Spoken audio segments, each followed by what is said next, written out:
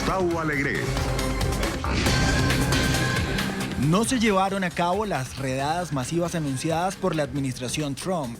Activistas y legisladores acusan al presidente de politizar ICE. La comunidad internacional busca evitar el avance nuclear de Irán, luego de sanciones impuestas por la Casa Blanca. ¿Lograrán negociar? Y sigue en paradero desconocido Jesús Santrich, exguerrillero de las FARC acusado de narcotráfico por Estados Unidos. ¿Dónde estaría escondido? Aquí comienza Club de Prensa con Gustavo Alegret. Para nosotros todas las empresas tienen algo en común, su grandeza. TCC, orgullosos de lo que llevamos.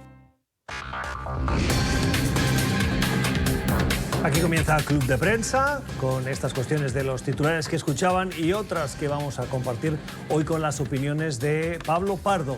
Es periodista, corresponsal del periódico de Madrid, El Mundo, corresponsal en Washington. Pablo, buenos días. Hola, buenos días. Gracias por estar con nosotros, bienvenido. Y con el profesor Eric Langer. El profesor Langer es profesor de Historia en la Universidad de Georgetown. Profesor, ¿cómo está? Muy bien, gracias. Tenemos un fin de semana movido, al menos en cuanto a redadas. No tanto como se esperaba, enseguida lo comentaremos, pero nos queremos fijar en esas declaraciones polémicas del presidente Trump contra 4 legisladoras, progresistas todas, que acaban de entrar en el Congreso, que representan a sus estados, entre ellas tal vez las 2 caras más conocidas, Alexandria Ocasio-Cortez y la congresista de Minnesota, que es de origen sudanés, profesor, y que el presidente de Estados Unidos les critica las críticas que ellas le hacen a su administración y las invita a volver, dice textualmente el presidente, a sus países para solucionar los problemas, cuando 3 de ellas son nacidas, de las 4, en Estados Unidos y todas estadounidenses. Sí, no, me parece una cosa muy interesante. En realidad me parece una estrategia electoral. Lo que se había visto la semana pasada es que habían grietas entre Nancy Pelosi y los demócratas más moderados y el escuadrón, como se llama. Entonces lo que Trump quería hacer es volver a identificar Pelosi con el ala de más de izquierda de los demócratas, que tampoco están de izquierda en realidad. Y eso ha logrado porque entonces Nancy Pelosi fue a defender a sus compatriotas, ¿no? en la Casa de Representantes, y con eso ha logrado eso. Obviamente eso tiene un costo político, y es que demuestra más y más que él está solamente abogando hacia el ala más extremista dentro de Estados Unidos, que quieren que todos los que no sean, digamos, de raza blanca, que se vuelvan a sus tierras y todo eso, que es un discurso muy Esa antiguo. es la interpretación que los analistas hacen de esas palabras. No, eso es lo que él mismo creo que ha dicho en ese tweet, ¿no? O ha implicado por lo menos. Entonces, eso en realidad, como historiador, lo sé, es que es algo, un racismo que existe muchos años y que ya hemos comentado en otras ocasiones, que tiene una historia contra los inmigrantes, que siempre los últimos inmigrantes siempre son los más sucios, los más criminales y todo eso. Entonces, aunque seamos una nación de inmigrantes, también hay ese rechazo por los que ya están acá en muchos casos, pero igual es algo que jamás se había hecho, jamás un presidente había dicho algo así. Entonces eso es novedoso y puede ser que se revierta contra él, porque en ese momento, por lo menos, me parece que la gran mayoría de la población de Estados Unidos está está realmente mal con esa idea de que hay gente que no deberían estar acá. Introduzco para este debate dos elementos. Uno, lo que ha conseguido, lo insinuaba el profesor, lo ha dicho el profesor, las divisiones internas de la semana pasada entre los demócratas han quedado olvidadas precisamente gracias a este ataque que ha unificado al Partido Demócrata para defender a sus legisladoras, pero también para oponerse a esa política que consideran racista, xenófoba, en palabras de Nancy Pelosi, y por el otro, también interesante la reacción que ha tenido desde el punto de vista internacional. Yo no sé si vosotros ¿consideráis que esto es una cortina de humo, Pablo, para las tan anunciadas redadas masivas que este fin de semana se tenían que producir y que masivas se ha caído por el camino? Sí puede haber habido alguna actuación de ICE en algunas de las ciudades, pero masivo no ha sido. Bueno, yo creo que nos quedan 17 meses o 16 meses hasta las elecciones en las cuales Donald Trump va a estar jugando la baza xenófoba y la baza racista. Porque incluso las propias redadas de ICE, si nos paramos a pensarlas, eran en sí mismas absurdas en el sentido de que tú no anuncias con días de antelación que vas a detener a 2.000 personas que además ya saben quiénes son un domingo. Es decir, eso es claramente un plan propagandístico. Es decir, ¿qué hacen? Le mandan una carta a esta gente: por la presente le comunico que tal día, tal hora usted va a ser arrestado. Es decir, si esa persona ha cometido un delito, se encuentra en una situación irregular o lo que sea, evidentemente va a escapar. En Nueva York, cuando se envían a los agentes del ICE a Manhattan y a Brooklyn a realizar arrestos el sábado, no se les manda, creo, no sé si eran órdenes de detención o órdenes de allanamiento de morada. Es decir, es puramente un show, un espectáculo, un reality show. Entonces, evidentemente Trump lo que va a estar haciendo es, digamos, incitando a su base cada vez más con este tipo de retórica, con este tipo de insultos que... Yo disiento con el profesor en una cosa. Yo creo que esto sí que es efectivo de cara a su base. Yo creo que una parte del pueblo americano, el 40-45% que apoya a Donald Trump, coincide plenamente con este tipo de opiniones, aunque de las 4 congresistas atacadas, en realidad, como comentaba, solamente una, que es somalí, no nació en Estados Unidos. Las otras son tan estadounidenses como Donald Trump. Yo dije Sudán y es somalí. Sí, es somalí.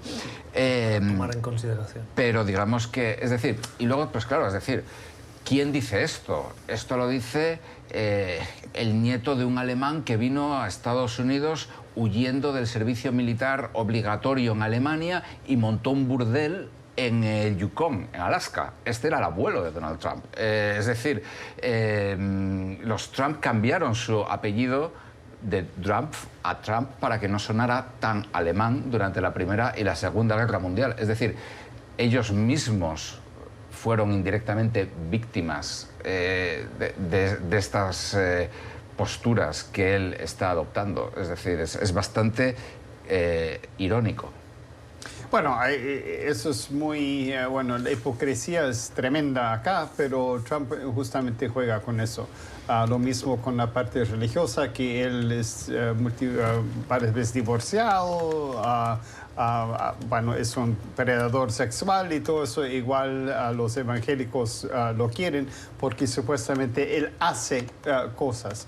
En ese sentido creo que eso respalda. Nosotros nos damos cuenta de eso, pero eso no tiene mucho que ver con su base. Justamente, Pablo, tienes toda la razón, que allá sí hay una base firme que cree en lo que él dice, pero no sé si será el 45% de los que son tan racistas como Trump. Yo creo que lo quieren por otras razones también, y si él sigue en esa onda, yo creo que puede ser que pierda aún más adherentes, porque si solamente lo ven así, entonces quiere decir, excepto si los convierte y dice si eso es así, entonces va a tener aún menos votos, porque van a decir, ¿cómo puedo votar por alguien así? Porque mis padres mismos o mis abuelos llegaron. Entonces eso es el gran peligro que él corre, ¿no?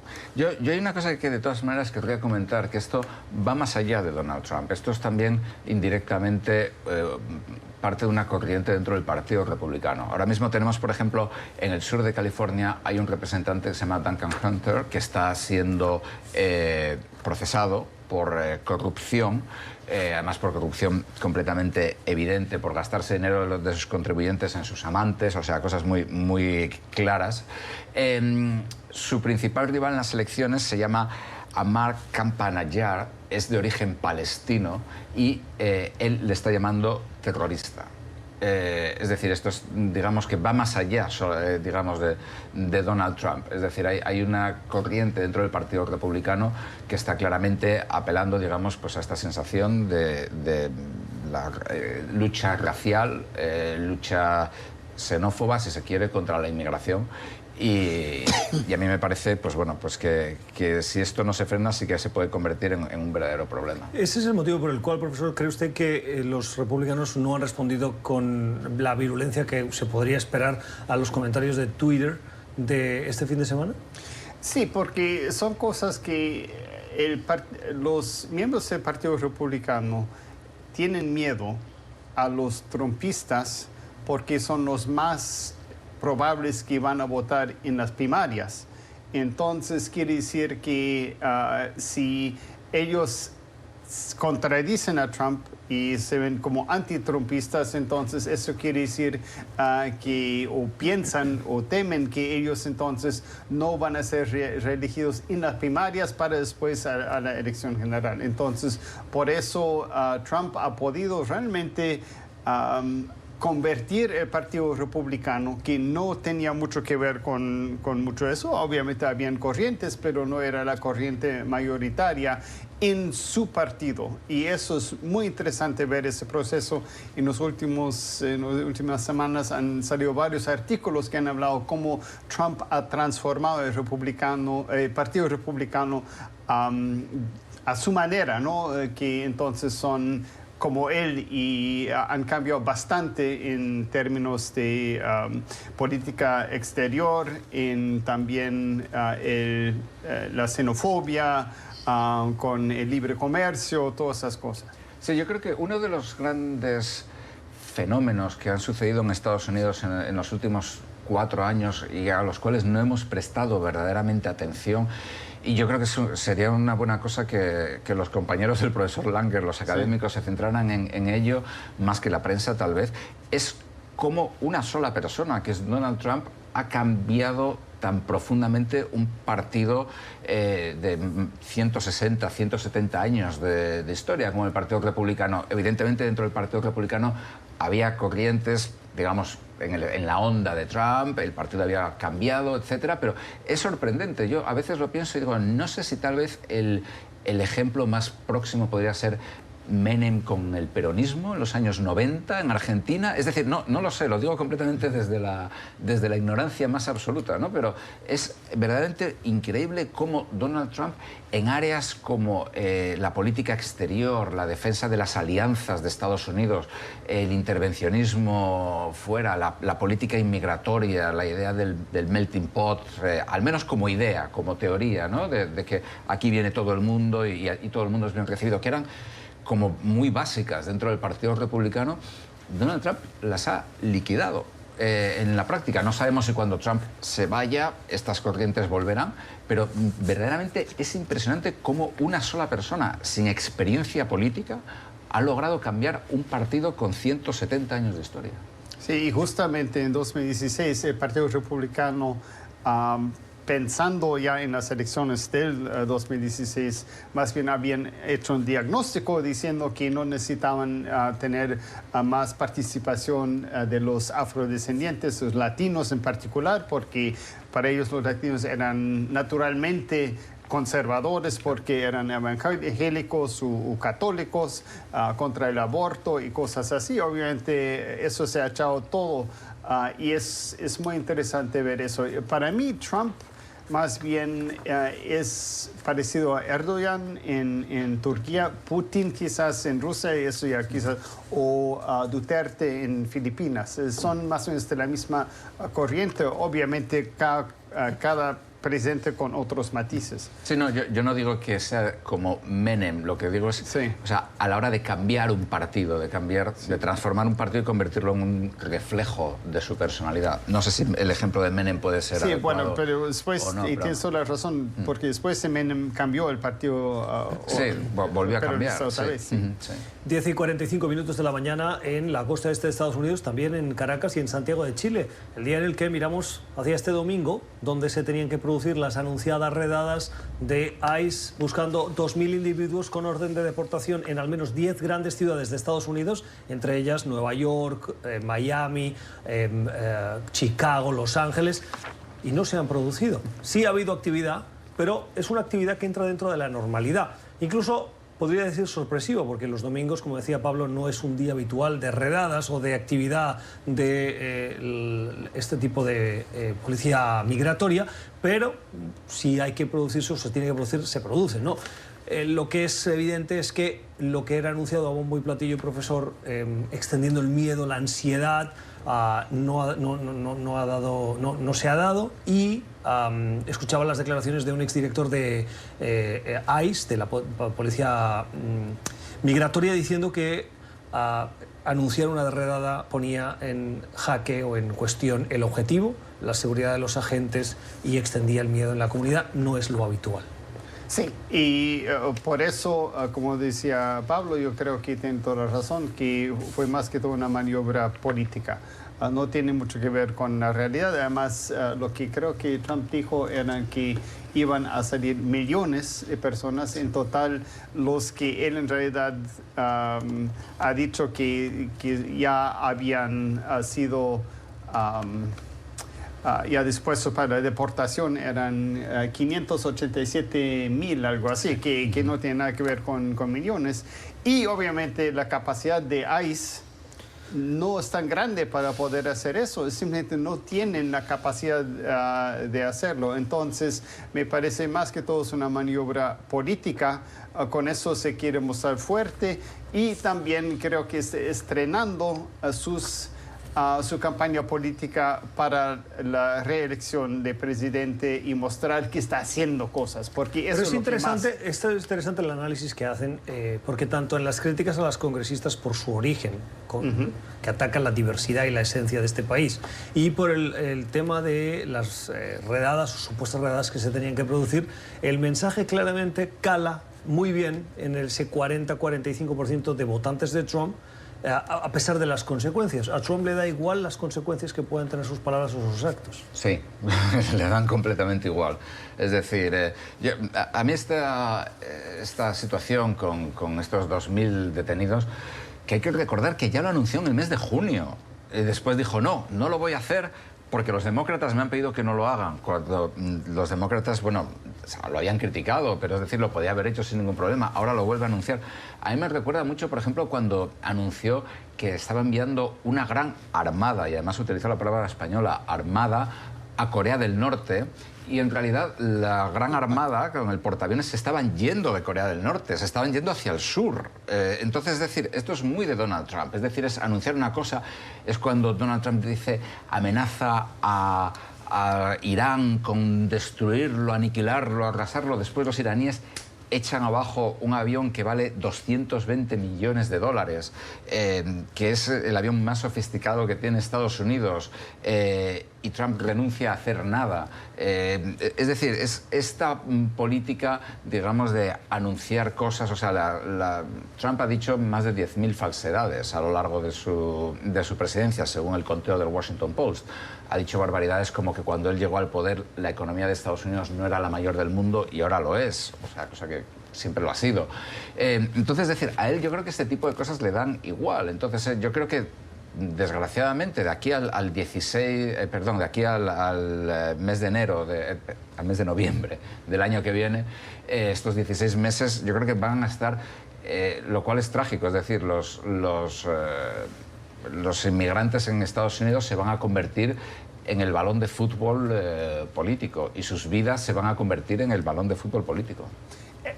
Lo interesante es que eso es posible ahora por el ecosistema de noticias que existe. porque lo que Trump está haciendo en realidad está apostando hacia los de Fox News en particular, donde ellos reciben lo que dice Trump como los evangélicos, cada palabra de la Biblia. Que es verdad. Entonces, los que solamente escuchan eso y también otras fuentes de noticias de derecha, entonces creen que eso es verdad y en realidad eso es lo que él quiere hacer. Los otros medios no lo dicen, nosotros leemos esos medios, pero mucha gente solamente ve Fox News. Sí. Vamos a la primera pausa en este club de prensa de hoy, el día en el que sabemos que se ha suspendido una reunión que estaba prevista entre el presidente de Guatemala, Jimmy Morales, y el presidente Donald Trump. Una reunión que el mismo Trump anunció, lo anunció la semana pasada y además contribuyó a difundir la idea de que se estaba avanzando y que estaba ya cerrado un acuerdo para que Guatemala se convirtiese en tercer país seguro, aquel en el que los inmigrantes aplican antes de seguir su camino hacia Estados Unidos y aplican o solicitan la visa o el asilo, para ser más precisos. Parece ser que Jimmy Morales no estaba dispuesto a entrar en ese juego y ha suspendido temporalmente esa reunión.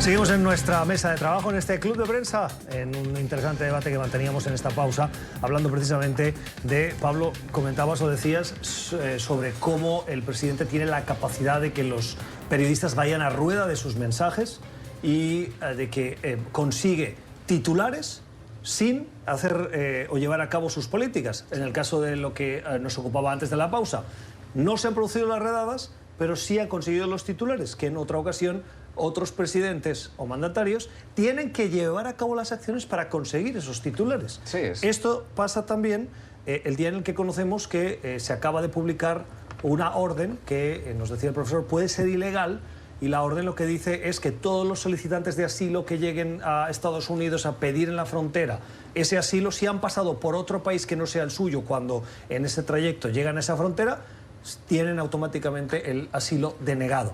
En un intento de esta administración de que, por ejemplo, guatemaltecos o salvadoreños pidan el asilo en sus países y no en la frontera y no pasen por México, porque si pisan territorio mexicano, pierden el asilo. No sé quién de los dos, sobre los dos temas, quiere comenzar.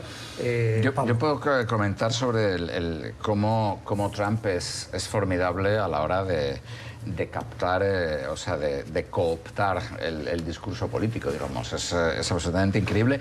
Y de hecho, por ejemplo, fijémonos, yo creo que fue la semana pasada, Trump sufrió dos derrotas judiciales de primera magnitud, de las cuales ni nos hemos dado cuenta ni nos acordamos ya. Por un lado, renunció porque no tenía ninguna posibilidad legal de conseguir preguntar acerca de la ciudadanía de las personas en el censo. Esto fue la semana pasada. La semana pasada o la anterior, no recuerdo, pero creo que fue la semana pasada, un tribunal declaró ilegal su orden ejecutiva de, digamos, construir parte del muro famoso con México, desafiando al Congreso. En circunstancias normales y con una presidencia normal, esto habrían sido dos derrotas políticas muy serias para un presidente y estaríamos todos diciendo la presidencia de Trump está en peligro, ha fracasado, no sé qué, esto y lo otro. Trump verdaderamente es como una telenovela o un reality show, es como el ¡tachán! ¿Qué va a suceder ahora? Es un poco esa actitud. Él juega eso constantemente.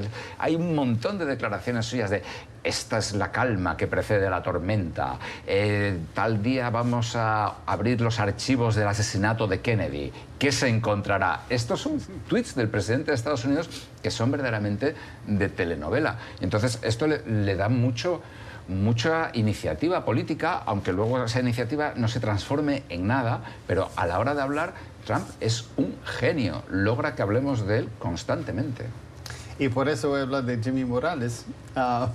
Hoy tenía que reunirse con el presidente en la Casa Blanca. Exacto. Y ayer domingo salió el comunicado del gobierno guatemalteco diciendo que no vienen, pero subrayaba ese comunicado de 5 puntos, si no recuerdo mal, la buena relación constructiva, la amistad de los dos países, pero para evitar esa posibilidad, que en el fondo lo decía de una manera muy elegante, para decir, oiga, yo no voy a Estados Unidos para que el presidente dicte cátedra sobre lo que yo tengo que hacer, porque esto no es cierto, yo no estoy negociando ningún acuerdo para ser tercer país seguro.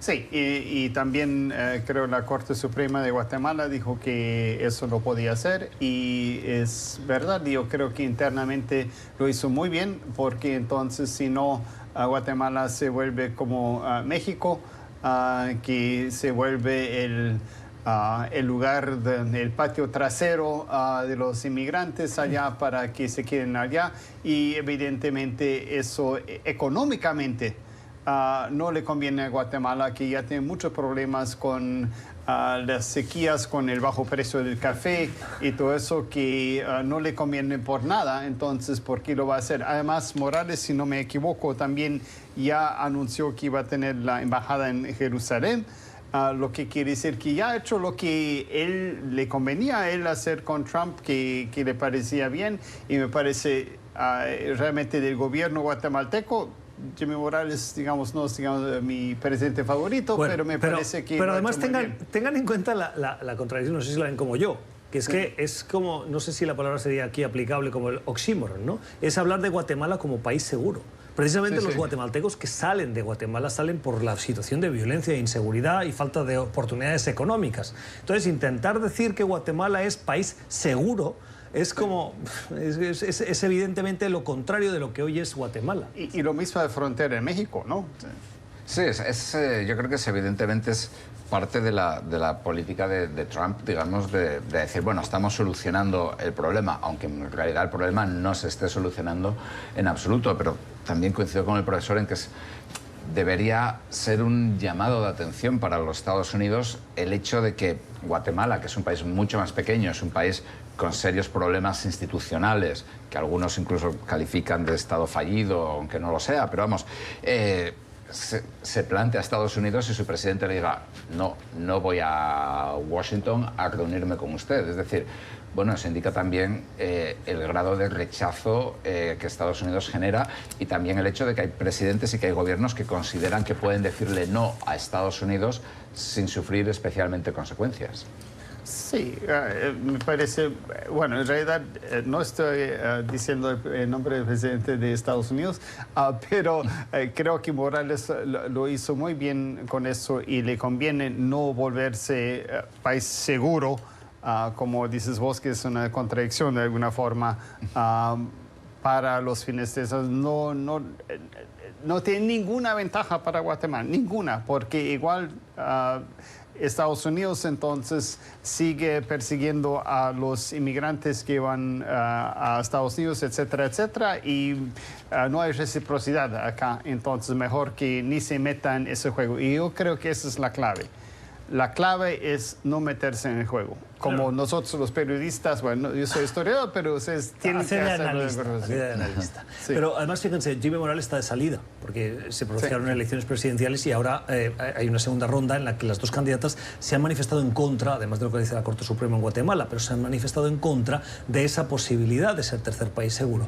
En el fondo, Jimmy Morales podría estar intentando dejar un legado en el que no se incluya la firma de ese acuerdo de tercer país seguro, porque además las dos candidatas ya lo han criticado. Bueno, veremos cómo avanza esa cuestión. Vamos a tocar otra noticia de la actualidad. De estas últimas horas hemos conocido que el régimen de Teherán, en Irán, ha abierto la puerta al diálogo. Un diálogo que hasta ahora había negado, pero que ha dicho en las últimas horas que están dispuestos a negociar con Washington. Esto en el momento en el que potencias que estaban todavía y siguen comprometidos con el acuerdo nuclear, a pesar de que Estados Unidos se retiró de ese acuerdo, entre ellos están Francia, el Reino Unido o Alemania, han dicho que están preocupados por ese incremento de la tensión que se produce en el Golfo Pérsico. Pablo, ¿cuál es el sentido de esas declaraciones del régimen iraní? No, es muy curioso, evidentemente, porque, claro, Irán...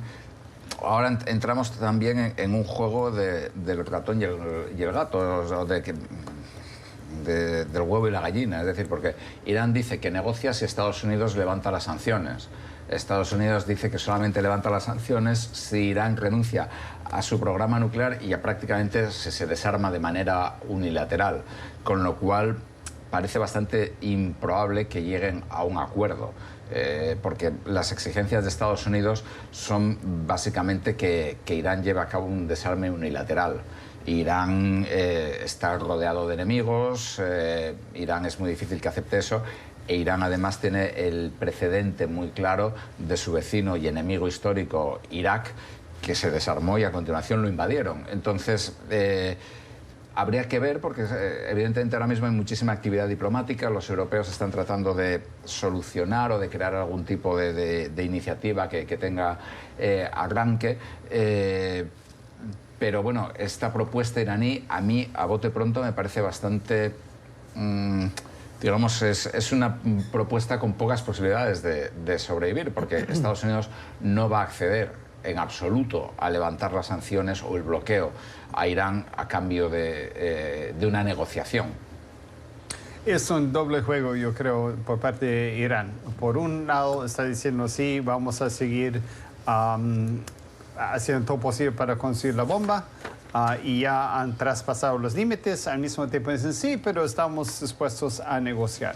Y eso lo están haciendo, yo creo que más que todo por los aliados europeos, que quieren seguir con el tratado nuclear, porque entonces dicen, sí, estamos dispuestos a hacerlo, entonces para mantener por lo menos el apoyo de una parte muy significativa del mundo, y quizás no de Estados Unidos, porque el problema es también económico. Es muy, muy duro ahora en Irán, que las sanciones realmente han costado muchísimo a la población iraní, entonces quieren minimizar eso tanto como posible. La forma de minimizarlo es tener a Europa como socios de comercio y de negocios, para que ellos puedan sobrevivir y no tener tantos efectos económicos. Entonces yo creo que es ese doble juego que están jugando ahora. Si eso va a ser posible, creo que no al final, porque si siguen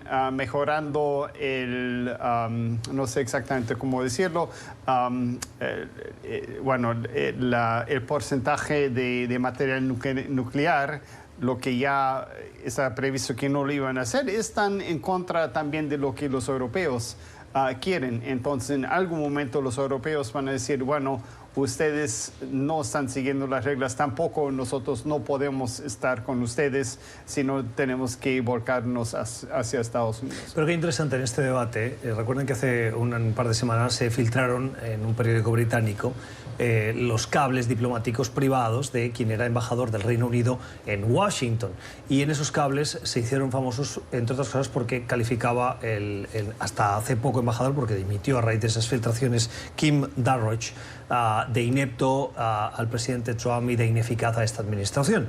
En esos cables también se refieren a Irán y el acuerdo nuclear. Y la retirada, según Darroch, se debió a un acto de vandalismo diplomático. Es decir, en una voluntad del presidente Trump de borrar cualquier atisbo de legado posible del presidente Barack Obama, Pablo.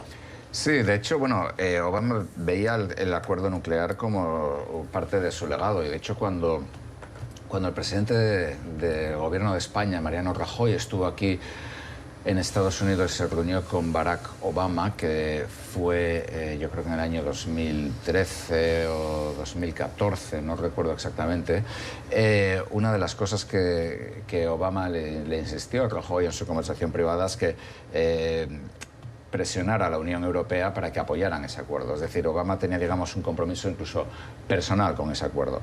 Y sí, encaja perfectamente dentro de la personalidad de Donald Trump romper ese acuerdo. Porque es que, digamos, que la gran cuestión de la posición de Estados Unidos ahora mismo con respecto a Irán es una posición que parece destinada al fracaso. Y eso no es bueno, es decir, porque abre la puerta a una carrera nuclear en Oriente Medio. Pero es decir, Estados Unidos ha impuesto unas condiciones a Irán que son prácticamente, pues como decíamos antes, un desarme unilateral. Irán está rodeado de países, o sea, los otros países del Golfo Pérsico según un think tank de Washington, el Centro para los Estudios Estratégicos Internacionales, que es un think tank además de defensa y que no es, digamos, sospechoso de simpatías de izquierda, los otros países del Golfo Pérsico han gastado en los últimos 15 años 85 veces más en defensa que Irán. Es decir, Irán, y luego además está Israel, que es un país que tiene una alianza especial con Estados Unidos, que tiene armas nucleares, etc. Entonces, digamos que el régimen iraní ve que o hay un acuerdo claro y sólido, o si no, las armas nucleares y las armas no convencionales y los misiles son su única manera de defenderse y de expandirse en la zona donde hay una guerra encubierta entre Arabia Saudí e Irán. Entonces, digamos, la postura de Estados Unidos es muy confusa, porque es decir, le han puesto a Irán una política de máximos que Irán no va a alcanzar, y al mismo tiempo Estados Unidos ha invertido tanto capital político que cualquier concesión se ve como una rendición. Sí, no, me parece que Pablo tiene toda la razón.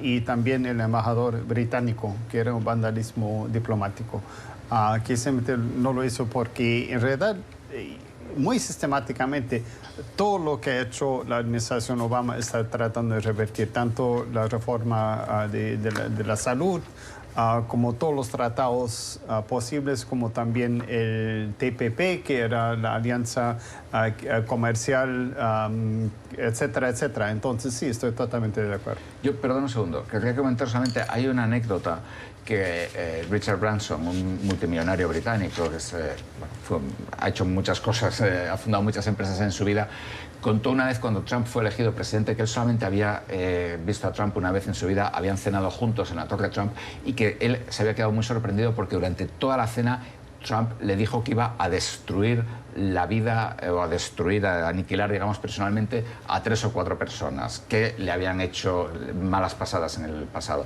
Eso es mucho antes de que Trump fuera presidente o candidato. Y yo creo que este carácter, digamos, de Donald Trump tan visceral, yo creo que queda muy de manifiesto en este tipo de cosas. ¿Quiénes eran esas personas? No lo dijo. Branson nunca dijo el nombre de las personas. Bueno.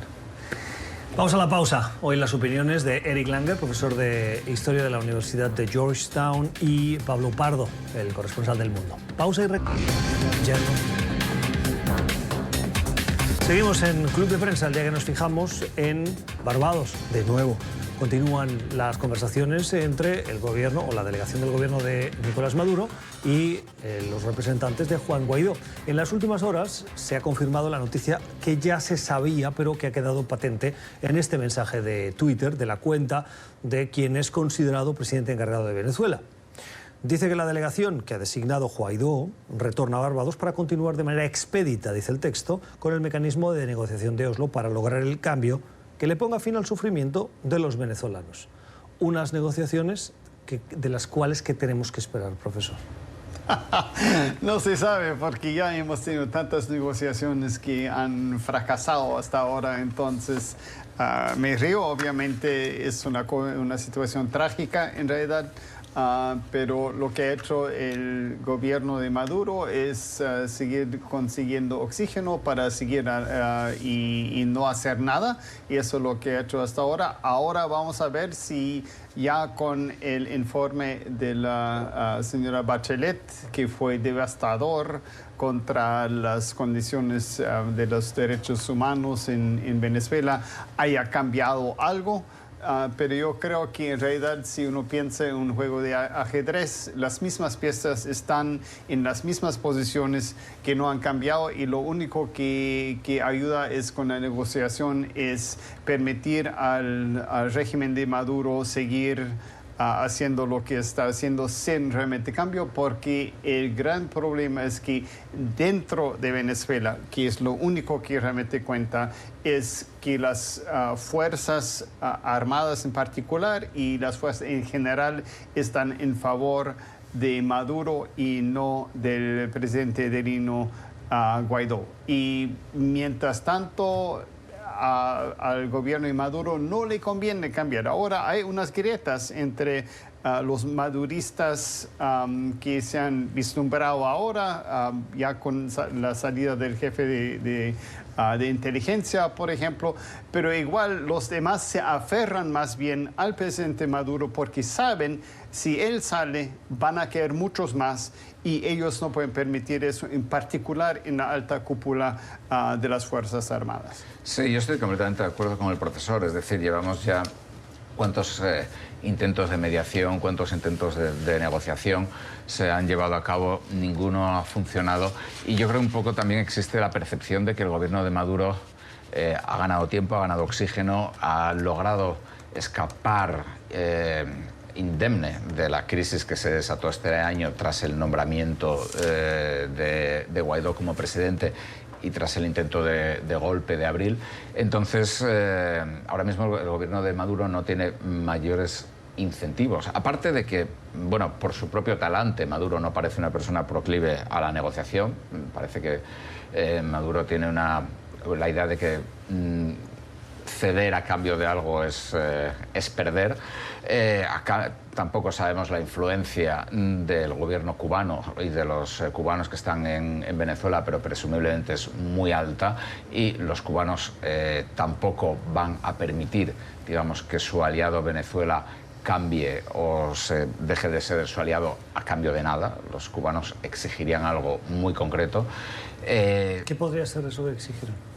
Algo tendrían que exigir, es decir, bien dirigirse aquí, a Estados Unidos, y decir, bien, a cambio de que nosotros dejemos de sostener el régimen de Maduro, el gobierno de Donald Trump tiene que dar marcha atrás en una serie de sanciones económicas que ha impuesto que ha impuesto a Cuba. Otra cosa, sin embargo, también es que los cubanos, después del ejemplo de Irán, se crean eso y estén dispuestos a decir, bueno, Trump accede a eso y a los 6 meses nos las vuelve a imponer. No lo sabemos, o sea, pero desde luego los cubanos o sea, es decir, Cuba ha convertido en parte a Venezuela un satélite y ningún país tenemos la experiencia del modelo de Cuba, que es la Unión Soviética. Los cubanos piensan que cuando la Unión Soviética dejó a los satélites del este de Europa a libertad, la Unión Soviética se vino abajo. Los cubanos prácticamente han conquistado Venezuela y no la van a dejar irse fácilmente. Y al mismo tiempo, la postura de Guaidó de que haya unas elecciones, de que el madurismo abandone el poder, como comentaba el profesor, es prácticamente inviable a día de hoy. Es decir, la élite de Caracas pues está succionando, por decirlo de una manera elegante, toda la riqueza de Venezuela. No van a dejar de hacerlo y además saben que si dejan de hacerlo, al día siguiente ellos se pueden ver o en el banquillo de los acusados o agarrando un avión y escapando a Cuba o a donde les puedan acoger y que se escapen de la justicia. Precisamente hablando de Cuba, Jesús Santrich, profesor, quien es un ex guerrillero, era líder de las FARC, desapareció hace unas semanas del cordón de vigilancia que le acompañaba, está acusado de narcotráfico, se tenía que presentar a una audiencia y días antes desapareció, no se sabe dónde está y en las últimas horas se ha especulado que estaría en Venezuela y que tal vez, de acuerdo a una imagen que circula, no confirmada por ninguna agencia de inteligencia, ni por las compañías aéreas, que habría comprado un billete de avión, un tiquete de avión para volar de Caracas a La Habana. Sí, bueno, el caso Santrich es muy interesante y me parece que, bueno, el gran problema es que eso va en contra de los acuerdos de la paz, por varias razones. Uno, que Santrich evidentemente hizo narcotráfico después de la firma del acuerdo que no debería ser, entonces es punible eso. Pero al mismo tiempo es de la alta cúpula de la FARC, pero al mismo tiempo entonces las FARC se ven entonces como unos narcotraficantes y no políticos.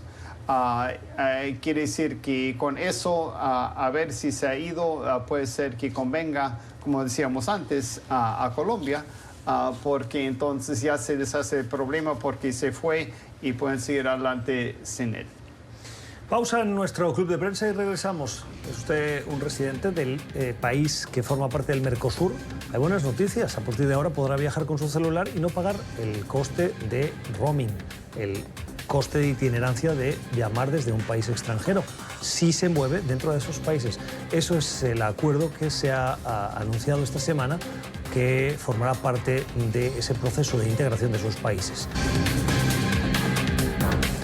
12:27 en Buenos Aires y en Montevideo, también en Brasilia, el día en el que conocemos que cuando faltan horas para reunirse los líderes de los países del Mercosur, Uruguay, Paraguay, Argentina y Brasil, se va a firmar un acuerdo en el que van a permitir que los ciudadanos que forman parte de esos países puedan circular sin pagar roaming.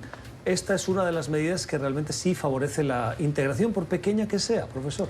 Bueno, me parece no es tan pequeña en realidad, porque las telecomunicaciones es una parte integral ahora de la vida moderna, de poder comunicarse. Obviamente hay WhatsApp y cosas así donde no se paga igual si uno está con wifi, algo así, pero me parece que eso es excelente porque la comunicación entre la gente fluida. Por ejemplo, un paraguayo que vive en Asunción, cruza el río, está en Argentina y puede comunicarse con todos igual, me parece muy bien, y obviamente viceversa. Entonces eso creo que va a fomentar muchísimo más la vida económica y también social y la integración. Obviamente hay un asunto que es el portugués y el español, está mezclado allá, y lo que me he dado cuenta es que los que hablan portugués entienden mejor el español que los que hablan español. Sí, claramente la barrera del idioma no existe en América Latina, así como, por ejemplo, sí pasa en Europa que hay muchos programas que contribuyen a esos intentos de unificación o de integración de los diversos países, Pablo, de la Unión Europea, y el gran problema que tienen es que las generaciones no conocen sí el inglés, en mayor o menor medida, sí, pero no el italiano, el francés, el alemán, y eso dificulta la integración. Sí, desde luego, aunque bueno, en Europa, por ejemplo, estaba mirando ahora mismo lo que han caído las tarifas telefónicas desde que una serie de países eliminaron el roaming, y han caído un 85%, o sea, es un cambio verdaderamente brutal.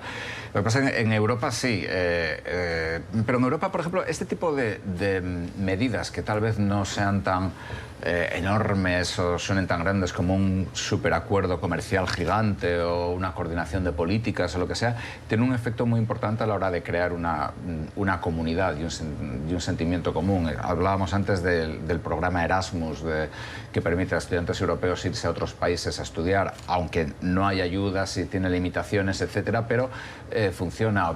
Cosas como el Interrail, que permite viajar en tren por toda Europa con precios muy bajos si eres estudiante. Este tipo de cosas crean yo creo que una sensación de comunidad mucho más grande. Es decir, que alguien pueda, pues eso, simplemente por cruzar un río, aunque bueno, el Río de la Plata no es un río normal, digamos, requiere tiempo para cruzarlo, pero es decir, aunque solamente sea por cruzar eso, que sigas pudiendo usar el mismo celular, son cosas que yo creo que son muy importantes. El análisis de nuestros invitados hoy, Pablo Pardo y el profesor Eric Langer. Gracias por sus opiniones y a ustedes por la generosidad de su tiempo. Volvemos mañana a la misma hora. Que tengan un feliz inicio de semana.